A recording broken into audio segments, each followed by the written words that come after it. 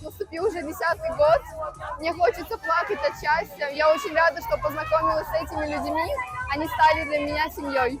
Сегодняшний день был очень значимый для меня в моей жизни. Сегодня исполнилось моему ансамблю 10 лет.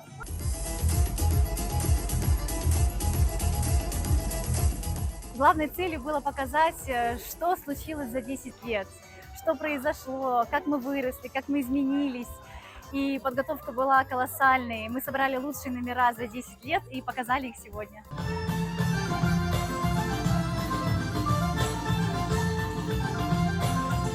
Gururlanamiz. Resursluklar tek yaxshi. Yanardaq ansamblimiz mashalasi var. Xayrli olsun.